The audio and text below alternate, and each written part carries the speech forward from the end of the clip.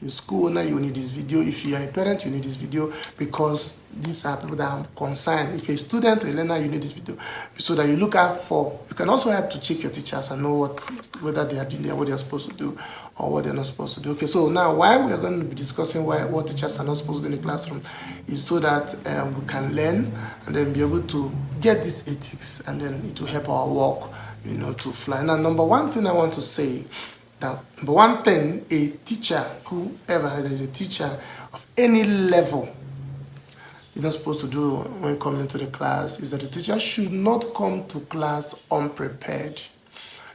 It's very, very wrong for you as a teacher to step into a class of learners unprepared. Unprepared means you are not ready. You didn't gather all the informations you need. You didn't go through your notes. You didn't get all the materials that is required. You didn't check them out to be able to help yourself in the subject matter.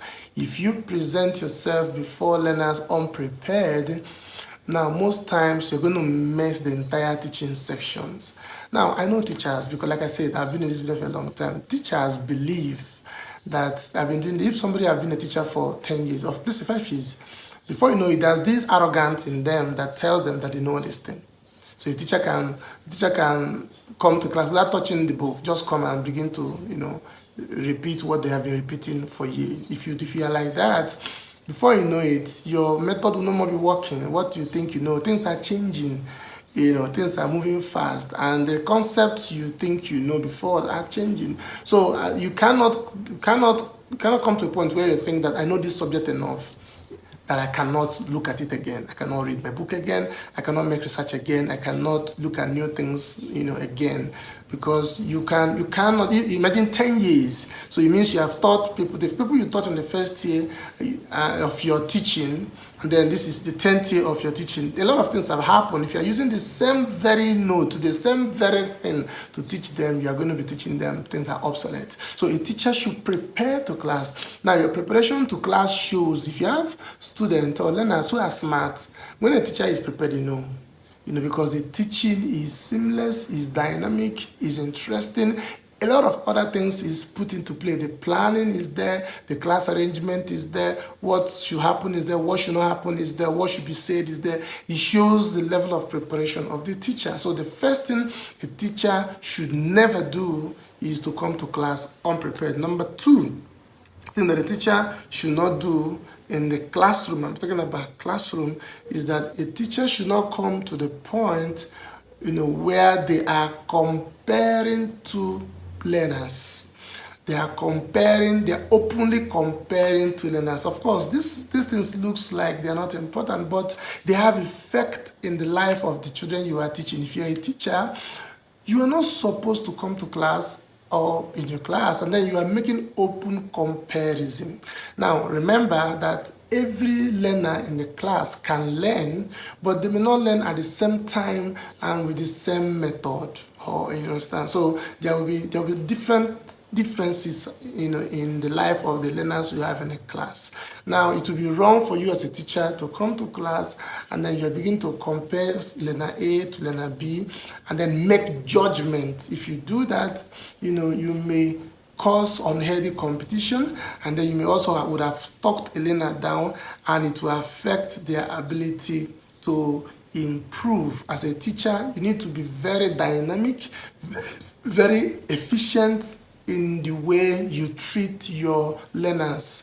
You need to understand that these learners are different. They have differences. They are not the same. I'm going to treat them as such. Whatever deficiencies they have in their individual, life, I'm not going to use it against them, particularly as it has to do with in the presence of others.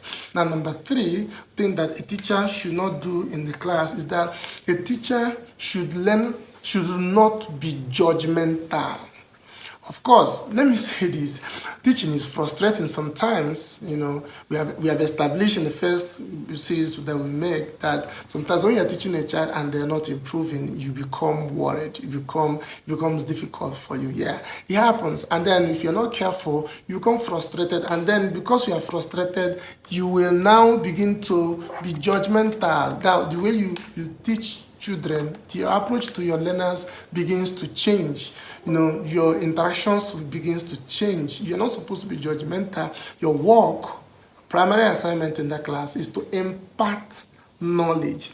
Impart knowledge. So you don't judge a child that you're supposed to impart knowledge if they are still struggling to catch up.